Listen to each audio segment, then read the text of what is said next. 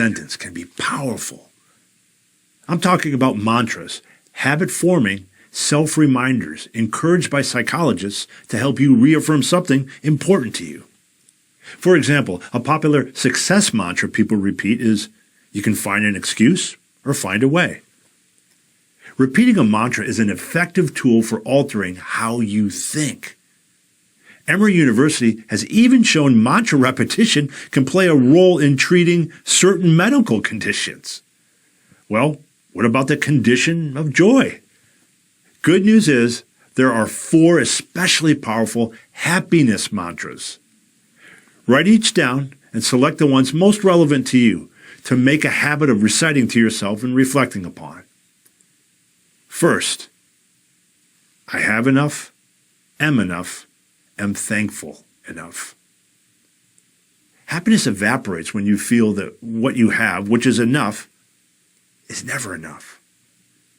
Joy disappears when you question whether you are enough, good enough, or smart enough, or attractive enough.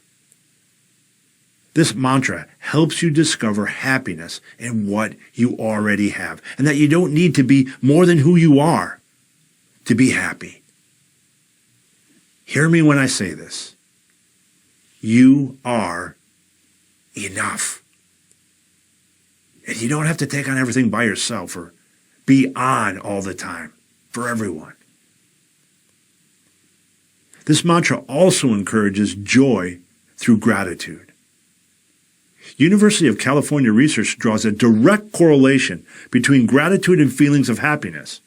Showing gratitude can be as easy as writing thank you notes or writing down 3 things each day you're thankful for. Just don't be stingy with your gratitude. Next mantra. I accept the imperfect path. Happiness emerges when you stop looking for a path with no trade-offs. It doesn't exist. Accept that the path you've chosen isn't perfectly straight. There will always be challenges, twists, and turns. Joy comes from overcoming obstacles in the way. Think of an accomplishment that made you happy. It's very likely you overcame adversity to achieve it, right? Next up, I'll find the good in everyone and everything. When you let your environment and the people in it constantly frustrate you, happiness is hard to come by. It's a platitude to say, look for the silver lining in things, I know, but it's undeniable that doing so can change your entire frame of mind for the better. Finding the good in some people can be challenging as well, but resist labeling people as horrid or annoying, things like that. Doing so makes you likely to dismiss their good points. Instead, consider this truth that connects us all. We all fear something, love something, have lost something. Yes, even that difficult person that's hard to find the good in. We all fear something, and fear explains so much of undesirable human behavior.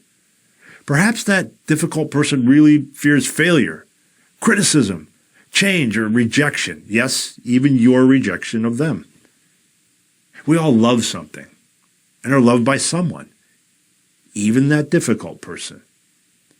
And to be loved requires qualities worth loving.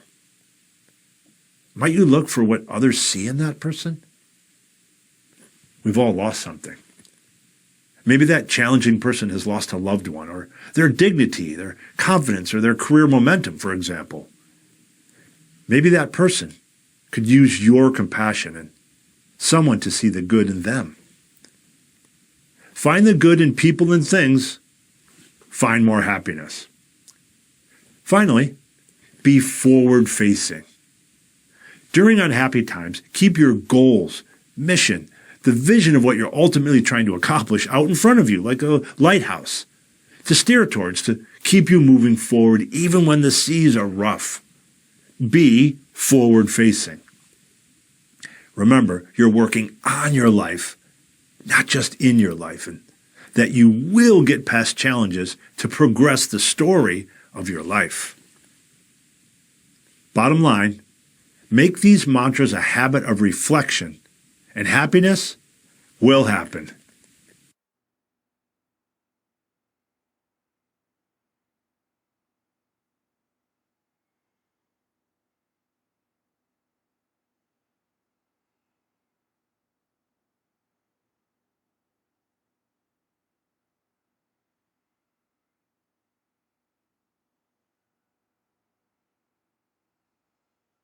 What if I told you you can foster increased happiness with a rubber band? You can. With an exercise called the Rubber Band Reminder, you'll build a habit of stretching beyond negative thinking to invite more happiness-inducing thoughts. Here's how it works. Take a rubber band, slip it over your wrist, and wear it like an accessory for a period of time as you work to form a new happiness habit. It's meant to serve as a visual reminder of how you can constrict joy when you slip into negative thinking, something easy to do without even realizing it. It's an important first part of this exercise to just get better at spotting when you're engaging in negative thoughts. Next, when you catch yourself in those downbeat thoughts, don't immediately push them out of your mind. Acknowledge the emotions you're feeling. Name them, as naming your emotions helps you work through them. When you've done this, pull the rubber band outward and hold it there. But don't let go and snap yourself, self-inflicting pain. This symbolizes that you won't beat yourself up for having those negative thoughts. Then, keep flexing the rubber band back and forth to remind you to now engage in flexible thinking. Flexible thinking is expanding your mind to consider alternative ways to think and feel about a negative situation. For example, say you catch yourself spiraling downward after a bad meeting. You're beating yourself up with thoughts like, I'll never get promoted, my boss isn't a fan of mine, my coworkers are better than me. You notice the rubber band sitting on your wrist and suddenly you're self-aware you've slipped into negative thinking. You acknowledge that you're feeling self-pity. You name it, and you even say it out loud, I'm feeling self-pity right now. You then grab the rubber band, but you don't snap it back, admonishing yourself for having those thoughts. Instead, you gently pull the rubber band outward a few times as a trigger to now engage in flexible thinking, to determine an alternative way to think about what's upset you. Now the last part. To help you think flexibly and determine an alternative way to view the negative thought, ask yourself 3 questions. 1. Why am I feeling this way? What's really going on? 2. What's an alternative way to think about this? And 3. What's a more optimistic thought to carry forward? Now, going back to our example, you answer these questions like so. You admit you're feeling self-pity because you lack self-confidence in these types of meetings. That's what's really going on. You identify another way to think about this, that you're catastrophizing the situation. The outcome really isn't as bad as you're making it out to be. And you think, I can't nail every meeting. I'll be more prepared and do better next time. A much more optimistic thought to take forward. You get the idea. By the way, you have a built-in reminder for that last critical question regarding optimism. Notice the shape of the rubber band as it sits around your wrist. It's a big O, as in the rubber band also serves as a reminder for you to show optimism, a research-backed, tried-and-true way to trigger more happiness. University of Toronto research even found that people in optimistic moods take in more visual information than those in bad moods. This enables them to pick up on more joyful cues all around them, like noticing a beautiful flower or skilled architecture. So, slide that rubber band on and expand the amount of happiness in your life.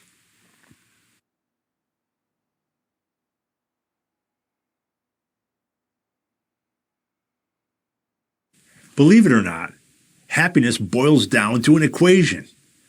Well, not all happiness, but with some math, you can have more. I'll explain.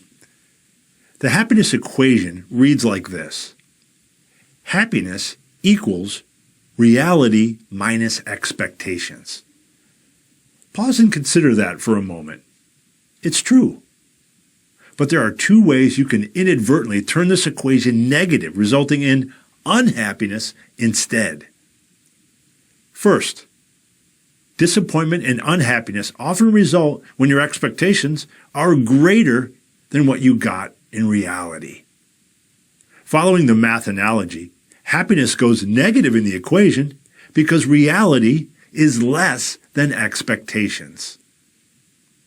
Too often, we assume we can be happier by simply lowering our expectations. You know the saying, don't expect too much and you won't be disappointed. Well, fair enough, you might not be disappointed, but will you really be happy? That's kind of an artificial way to happiness, no? Going around not expecting much of anything? Instead, think about it this way. You don't have to lower your expectations per se. Just make sure they're realistic. For example, say you expect to be promoted in your new job within a year when you see for everyone else it took several years at a minimum. That's an unrealistic expectation and you're likely setting yourself up for disappointment. Have more realistic expectations and the equation goes positive. You foster more happiness.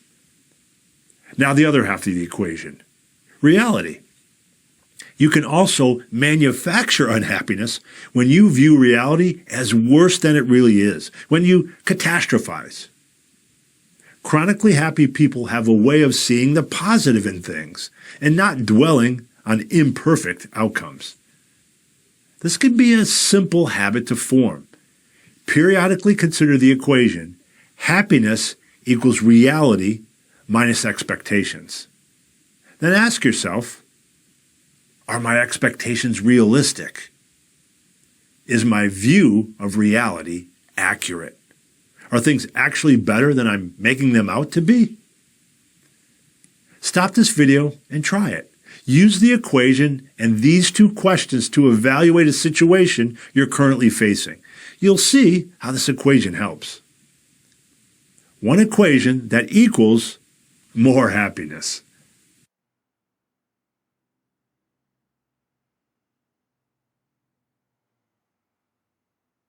It's a one-word goal that links directly to happiness. And it's not a word you're expecting. Usefulness. When you feel useful, you feel valued and valuable. You feel good. The people you're being useful to feel good and return good feelings back to you. It creates a sense of purpose, meaning, and fulfillment. It's a profound but very attainable brand of happiness.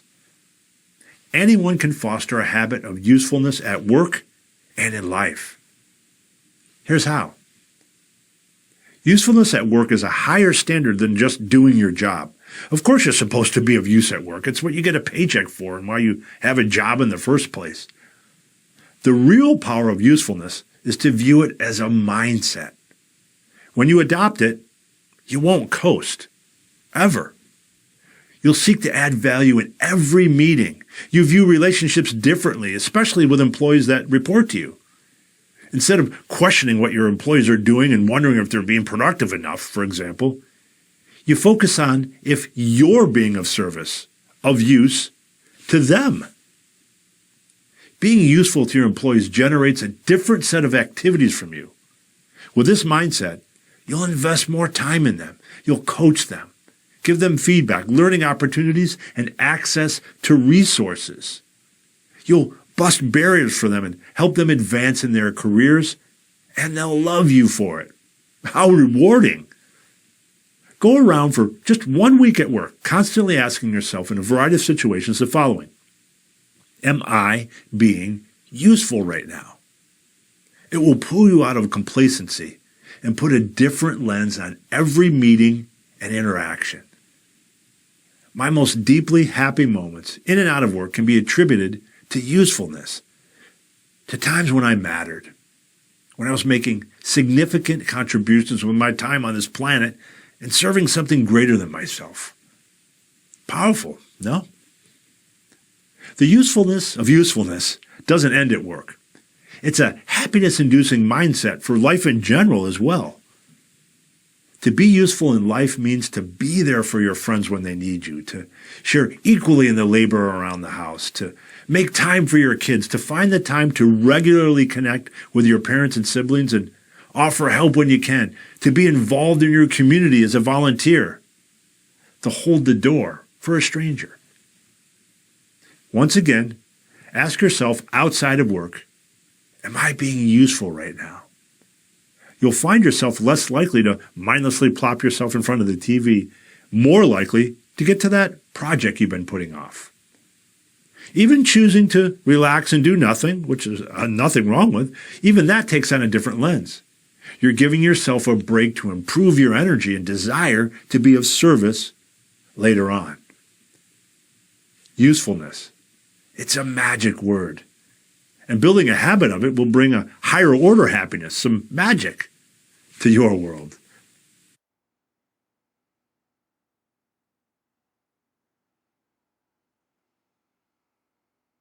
The only one good at being someone else is an actor. When you are inauthentic, living and behaving according to someone else's script or story versus your own, not being true to who you are, happiness exits stage right. The author, not actor exercise helps you form a habit of taking control and raising happiness by being real. Write the words author, not actor, on one side of an index card.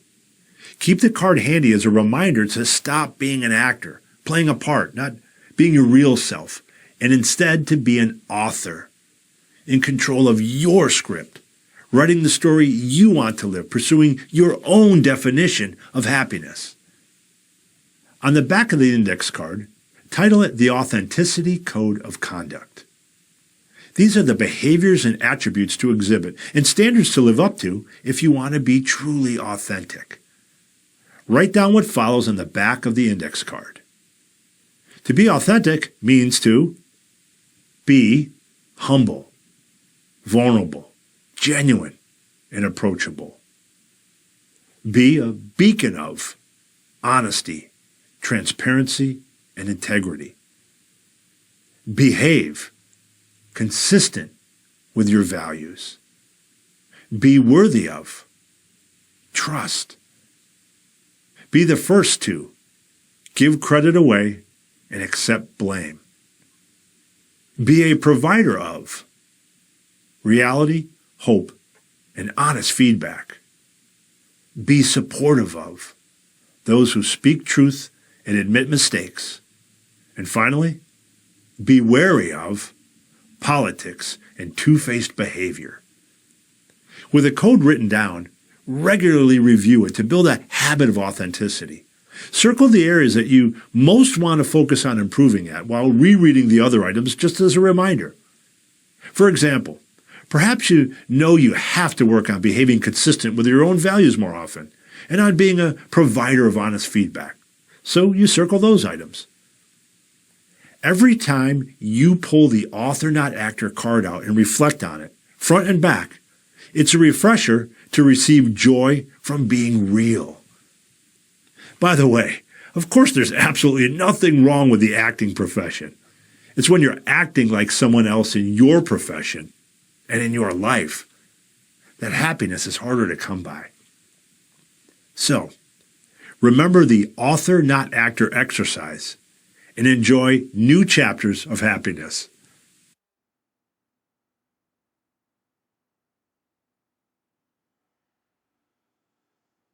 Gallup research indicates that whether or not you feel respected is a big driver of happiness. Makes sense, right? Think of a time when you felt disrespected. It's hard to feel any joy in that situation. Unfortunately, especially in work settings, respect can be in short supply. But you don't have to be a victim of your environment. You can proactively earn more respect, thus fostering greater happiness. Do so with the framework for earning respect. It's a tool you can revisit periodically to help you strengthen your respected quotient. It starts with 3 questions. Write each down. What must you give to earn respect? What must you resist to earn respect? And what must you exude to earn respect? So, to shorthand it, give, resist, exude. That's your framework. Now let's populate this framework with the characteristics and behaviors that most commonly draw universal respect. I've combed through reams of social science research to identify these themes for you. Here's what we get when we do that. If you want to earn respect, give more than you get. Your time and knowledge. Praise and credit. That extra 10% effort. Give your word and keep it. Feedback and respect. Yep, when you consistently interact with others in a respectful manner, you're more likely to get respect right back. So, give these things, get more respect. Next, resist. Gossiping and sharing secrets. Over-apologizing. Stealing credit. Negativity and blaming. So, resist these specific things, get more respect. Finally, exude.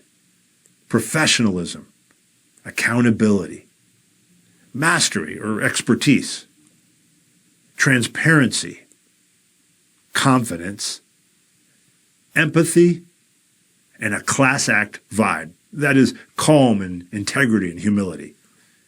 Exude these things, get more respect. Now, equipped with this list, pick the things that come naturally to you and amplify them. Also, pick a few things you need to work on that you're most passionate about improving and improve them. For example, you're great at giving praise and credit, so you commit to doing more of that. But you know you're overly negative at times, so you resolve to work on that. It's not about trying to master every item in the framework in an attempt to be all things to everyone. Earning respect must come from an authentic place if you truly want to experience more happiness as a result. By the way, if you think you've lost some respect from others because of some mistakes you've made in the past, all you can do is address those mistakes and work to regain respect over time. Psychology shows people generally want to like and respect other people. Put in the work, and they'll come around. So, make a habit of revisiting this framework, pick what to amplify or eliminate, and watch greater respect lead to greater happiness.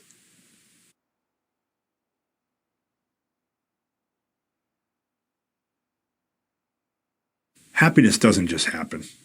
It takes the right habits, ones that you're now ready to build, in how you spend your time, how you experience the world, how you think, and how you interact with others. No matter what circumstances you're working through in your life, you can take control to bring more joy in.